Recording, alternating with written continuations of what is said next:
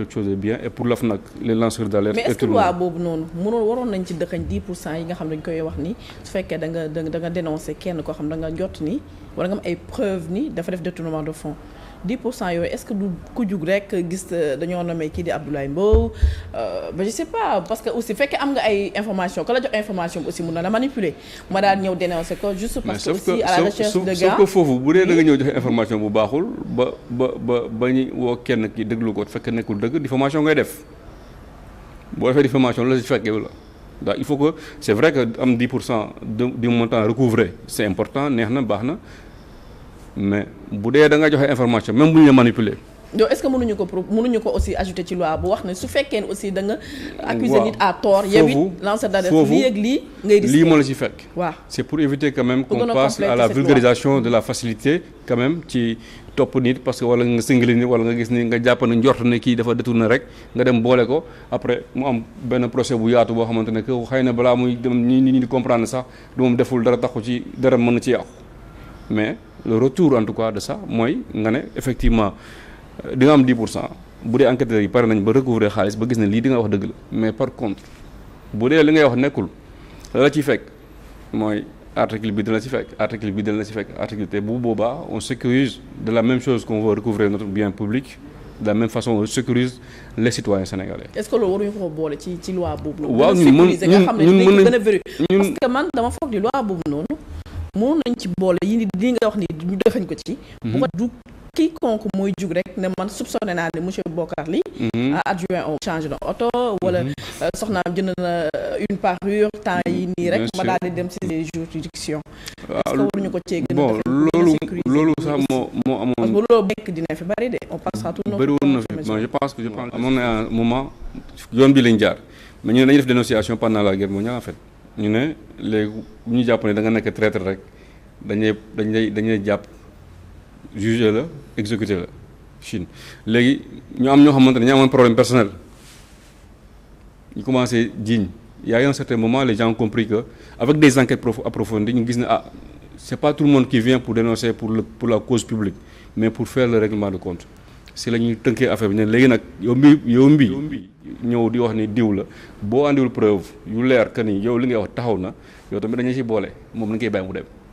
Et ça a commencé à se dégraisser ba finalement ils sont arrivés à un certain niveau de responsabilité de respect ci li nga xamante ne moom mooy boo génnee di wax. Maintenant pour les lanceurs d'alerte il faut ñu def différence bi il y a ce qu'on appelle les lanceurs d'alerte il faut ñu ci biir loi bi ñu togg ne kan mooy catégorie lanceur d'alerte. nan nga war a mel fan nga war a jëlee nan nga war a taxawee. ban profil nga am. bu dee dañ jàpp lanceur d'alerte mooy influenceur nañ ko teg ci suuf c'est important. bu dee lanceur d'alerte nag mooy ki nga xamante ne jàpp na ni Sotrac Abdou Diouf bàyyi na fi det Macky Sall waxoon dina ko fay.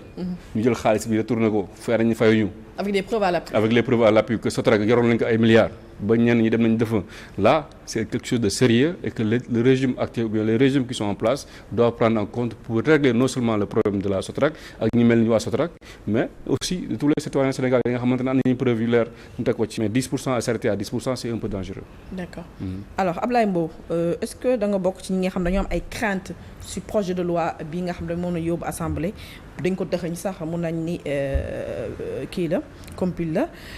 mais surtout ma sepp ci li nga xam ne mooy lanceur d'alerte. waaw jàpp naa ni président annoncé woon na ko que ni dina dugal projet de loi boo xam ne dafay soxal lanceur d'alerte yi te effectivement lanceur d'alerte itam war nañ ko mën a protéger et parce que chez nous également xam nga lanceur d'alerte bi il est tellement exposé que ni en réalité mun na joxe information ba pare leneen mooy dal ci kawam. Je pense que képp ki nga xam ne lanceur d'alerte la war nañ ko mën a protéger par rapport véritablement à la loi léegi nag loi bi ci wàllu boppam nu ñu koy tëggee jàpp naa ni tamit du ku nekk rek mooy dem rek jiñ xat yi que ni gis naa ko mu jënd ay or yoo xam ne daanaka 50 millions la est-ce que recette publicitaire Walfadjri lay lekk. donc jàpp naa du demee noonu. parce que tamit doo ñëw rek boole nit rek ñu xëy suba rek jëm kobajee nit bi. je pense qu'il y a des préalables li tax ñu war a mën a accepter déjà li ngay wax li tax ñu war a mën a ubbi l'enquête et tout je pense que y aura des dispositions nécessairement autour de toutes ces questions là. Maintenant lépp solo mooy voilà mooy booy xool dans le monde aujourd'hui plusieurs pays aujourd'hui ñi ngi jëm ci protéger les lanceurs d'alerte parce que fii jamono toll lanceur d'alerte dafa am rôle central mais nag ñun chez nous il faudrait pas que quand même gars yi jàppee ko une loi boo xam ne c'est teinté d'anarchie quoi il faut que ñu encadrer ko ba nga xam ne képp ku jóg ne dafay dem boole xam na ni su fekkee ni caaxaan moo ko yëkkati lay dal sa kaw moom regretter la moo ko si war a topp donc loolu foofu ñu communiquer sur loolu parce que fii dañoo bari caaxaan da xam dafa mel ni ay jamono rek da ngay day gars yi dañ daan toog ba minuit rek naan la wër rek woo le 18 waaw sa problème wi yegg si camp caaxaan yooyu en fait dafa bari ci suñu société yi te itam foofu ñu teg ay garde-fou ba nga xam ne lu bari daañu ko mën a wàññi wala ñu ko war a mën a teggi parce que lanceur d'alerte en réalité c'est du sérieux du loo xam ne dañ koy caaxaane gis nga aux États-Unis da ngay gis koo xam ne day liggéey ci benn structure bu nganda yaa ngi dégg wëlbatiku transformé wu en lanceur Edward Snowden voilà dañ koy protéger tu vois un peu la personne peut être entendue même par le Congrès yaa ngi dégg lors d'une audition ñëpp toog mu ñëw toog y a une dame qui travaillait je crois bien que chez Mark Zuckerberg je crois bien boo xam ne en réalité am na yoo xam ne mais l'affaire Julian Assange l'affaire Julian Assange est là donc je pense que yooyu yëpp tey nii suñ ko defee jàpp naa ni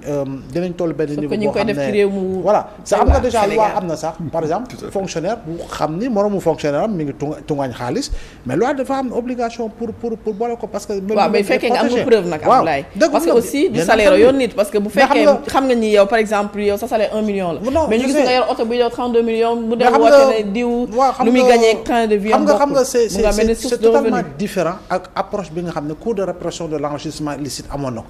tey jii nii c'est totalement différent xam nga fële moom dañ lay wax après c'est à toi de prouver jàmp voilà donc différence bi foofu mooy la différence fondamentale parce que fii itamit au moins la dignité humaine les droits véritablement sont préservés donc jàpp naa ne lu am solo lu am dayoo la léegi nag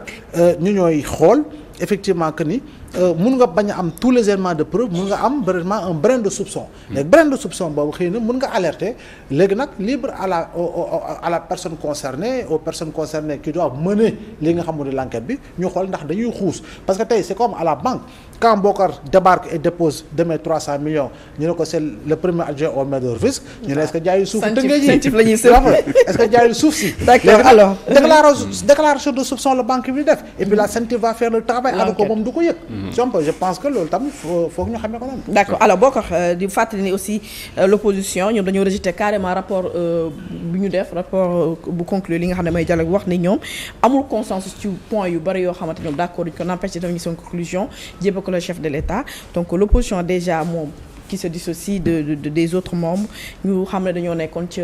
dialogue bi ban analyse nga ci def d'accord déjà foog ñu xam ban opposition la parce que opposition dañu commencé bari Sénégal. Ah bon? C'est très important ici parce que moi j'étais au dialogue. Je représentais le FDS, notre parti. maa ngi foofu donc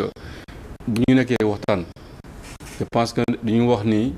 dañuy d'accord ci lépp. Il n'y a pas eu de consensus sur tous les points. Il y a eu des consensus sur certains points très importants yoo xamante ne ñëpp d'accord ci yu bari mais dialogue bi ba ma fekkee de bokk ci représenté suñu parti ak li nga xamante ne moom mouvance présidentielle bi dañu jàppoon ne y avait beaucoup plus l'envie de bloquer en tout cas un système politique nouveau loolu laa ci jàpp man ça c'est une appréciation personnelle parce que da nga bokk ci mouvance présidentielle moo tax nga def appréciation personnelle. non man en certain moment ba la présidente de cette commission démocratie et liberté ba ñu nekkoon en certain moment je parle sous le contrôle de ces gens qui étaient là-bas ñoom Fadel Barre consort ba muy bëggee chaque fois ñun mouvance bu ñu waxee mu xalal ñu yoon ñu wax et puis opposition bu bëggee wax mu xaw a jël temps bi ne non j'ai pris la parole publiquement man oui bien sûr moi j'ai pris la parole publiquement je lui dis madame la présidente ñun waa mouvance lii andiwuñu fi li ñu fi andi mooy équité sur la discussion et le temps de parole mooy que ni ñun bu ñuy wax moi j'ai remarqué moi je suis de la mouvance dañuy bàyyi dérouler bu opposition bi commencé wax bu si ça n'arrange pas et puis effectivement ça nous arrange pas parce que c'est pas quelque chose loo xamante ni dëgg la opposition bi da doon wax pour dem rek à part la société civile qui était là-bas qui était vraiment neutre qui était vraiment bien dans ce qu'elle faisait autant pour moi opposition bi fa nekkoon comme pour saboter donc moi xam nga loolu bu ñu koy wax ça veut pas dire que dañu ñëw rek tëxëñ lépp jox ko président il y a une façon méthodique de travail et tout le monde l'a accepté, l'a adopté pendant le dialogue. mooy que ni lii la ñuy waxtaan bu ñu paree ñu tënk les points de non consensus et les points de consensus ce qui a été fait ñun opposition boobu nañu génn feuille bi nga xamante ne la liste ou bien la note sur laquelle ils ont émargé que voici les points de non consensus, c'est ce qui a été transmis au président. Et en plus, le président Diomaye Faye, il n'est pas tenu simplement de prendre ce que la mouvance lui donne ou bien ce que l'opposition lui donne. C'est à lui d'apprécier parce que c'est une réforme politique forte qu'on doit bu ñuy xaar loolu président rek la ko yàlla may moom mooy décider effectivement li ngeen wax nii jël naa si te jàpp nañu le président Diomaye Faye qui est très équilibré qui est très vraiment à cheval sur les droits publics fera quelque chose de positif en tout cas pour Sénégal par rapport au dialogue boobu maintenant opposition bi moom comme li ma koy wax tout le temps on les respecte parce que on est dans une opposition civilisée et dans un pays civilisé dañu leen jox seen cër bu mu mot sëkk mais nag bu ñu tolloo foo xamante ne dañuy wax loo xamante ne waxtaane wuñ ko wala ñu bëgg a gis président nañu dem ñaan audience président recevoir leen c'est pas une façon de décrier ce que nous avons validé ensemble c'est-à-dire c'est le droit aussi de faire cette analyse. Non, en fait le droit le permettrait simplement de ñu wax ni d'accord uñu ci lii la ñu d'accord mais dañu ne ñu ma dégg ñu wax ñëpp dañoo ne li ñu waxoon du lii li ñu transmettre président li ñu waxoon du lii nous on aurait préféré qu'il dise sur tel point lii la ñu waxoon te président lii lañ ko jox parce qu'il y a eu un pré-rapport, il y a un rapport qu'on a transmis et le jour de la restitution avant même ñoom dañuy jot un retour par rapport à ce qui doit être remis au président donc le président un rapport c'est pas une bible c'est pas le Coran moom mooy choisir par rapport ak li nga xamante ne jàpp ne lii baax na Sénégal mu def ko ñun loolu lañ jëm opposition bon on respecte comme je l'ai dit il faut quand même qu'on fasse encore toujours l'effort de comprendre lu ñuy opposé wooyu dafa war a changer. D'accord. Ni opposé depuis 1962 ba léegi loolu dafay jeex. Pourquoi les Sénégalais sont beaucoup plus exigeants. ni ngeen doon opposé rek la ñuy opposé parce que déjà ci opposition boobu ñoom de ñu ngi annoncé benn front bu yaatu boo xamante ne da repris ay ñoom Barthélémy Dias Thierno Bocoum Thierno Alassane Sall waa APR gis nañ ci week-end waa APR ñu ngi ci opposition bi waaw APR ci front bi ñu ngi ci waaw front bi nga xam ne Barthélémy Dias moo ko initié donc yaa ngi wax léegi y a plusieurs oppositions dama xamul nag. D'accord nous on respecte en tout cas moi je respecte Barthélémy Dias pour sa franchise et sa constance dans sa démarche politique je le respecte pour ça maintenant APR si le pays est en cendres aujourd'hui ou en chaos c'est à cause de ce APR pourquoi ils ont dilapidé les ressources de notre pays ils ont cédé à des pourcentages minimes de 10% j'appelle l'affaire GCO par exemple ñu moom suñu yëf ñoom ñu ëpp ñu ci pourcentage de 90% et on maltraite les gens qui habitent là-bas il y a aucun accompagnement de ces populations qui sont à GSO qui sont en train d'aligner en tout cas li nga xamante ne moom la ñuy nooy amul benn accompagnement et ça c'est pratiquement toutes les entreprises de l'Hexagone qui sont installées dans notre territoire li nga xamante ne moom ñooñu noonu kan moo leen fi andi c'est l'ancien régime on ne va pas les du ñu leen fi dindi parce que ce qu'on fait effectivement bu gis ngeen on a fait négocier waat nañ contrat yi au bénéfice de qui des Sénégalais par contre li fi xewoon mooy da ngay jël andi un apporteur d'affaires ou bien quelqu'un qui est un géant de l'industrie mu ñëw installé au Sénégal écraser ay population ba pare compal leen tuuti ne leen lii ngeen di dundee loolu je pense que avec l'histoire aujourd'hui sénégalais loolu mën nañ ci d'accord même opposition bi sax mën nañ ci d'accord parce que gis nañ ko loolu lu ñu gis la renégociation des contrats avec une commission de lecture qui est logée à la primature loolu xam nañ Sénégal da ciy gagner ce n'est plus comme avant. D'accord. La preuve pour je termine pour dire que nous en tout cas nekkuñu ñoo xamante ni dañuy pousse di def lu ñu neex bu doon loolu la ban juge moom mënoon xalaat ou bien kan magistrat moom mënoon xalaat tey Macky Sall jox la dara nga bañ ko aujourd'hui y a eu d'arrêt rejeté voilà am na ay comment dirais-je ñi nga xamante ne dañ leen di jàpp déglu leen mandat dépôt ñu jàppale effectivement là aussi il faudra repenser et proposer l'installation automatique des juges de liberté pour éviter quand même les mandats de dépôt yi nga xamante ne dafa fës bu ñu taxawee juge la àtte la bàyyi la nga dem dañu la war a indemniser mu am instance publique bu mën a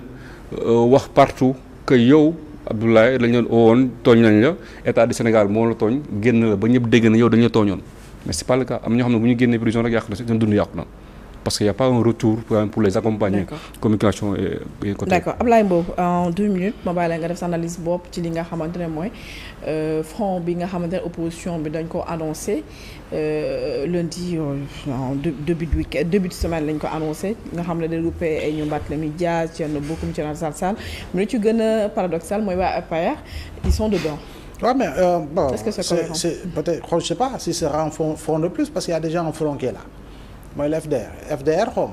ma bi nga xam ne Khalifa Sall moo njëkk a nekk coordinateur. F24 je pense que non pas F24 FDR et actuellement je crois bien que c'est Samba Sy du PIT par rapport à une présidence tournante. Alors si le FDR est là avec ses défections un autre bloc naît, est-ce que le contexte s'y prête? Le contexte politique est-ce que véritablement. moo tax bokkoon da ngay comprendre bokkoon lu mu naan il y a plusieurs oppositions. Bon, mais j'ai toujours dit qu'il y a des oppositions du jamono ji. J'ai toujours dit qu'il y a des oppositions maintenant dans les oppositions il y a une opposition voilà bu taxaw. radicale ak bu kii voilà maintenant dans les oppositions là c'est qui? C'est des profils aujourd'hui c'est des profils. les kan mooy leader yow boo doon jox leader de l'opposition jamono ji loo ko jox. pour le moment il y a pas de leader. Il y a pas un leader confirmé non il y a pas un leader confirmé parce que tey da nga naan leader bi moom la ñuy tudd moom la ñëpp topp aujourd'hui il n'y a pas de leader dans wala après local yi la ñuy mën a xam kan mooy leader il faudra quand même que ku si nekk liggéey d'abord parce que le travail c'est par rapport ak yow ak li nga yor mouvement la wala parti la naka ko ngay jëmmalee moom mais bu fekkee ni yow jàngatoo résultat yu mujjee ak yow li nga am ak la nga daan am ak li nga am jamono ji da ngay nekk suñu jumte tey amul benn contexte politique bu qui peut pour le moment je dis bien du am de mais pour le moment qui peut créer les conditions d'une mobilisation citoyenne derrière un front un mouvement boo xam ne day juddu tey wala suba donc il faudra que ku nekk repenser sa manière de faire la politique. D'accord. mais tool jamono joo xam ne nag c'est le travail de massification qui doit beaucoup plus compter. D'accord di remercier bu baax a baax Abdoulaye Mbow ci actualité bi nga xam ne da nga ko analyser bu baax a baax di fàttali ni Bokar li adjoint au maire de Rufisque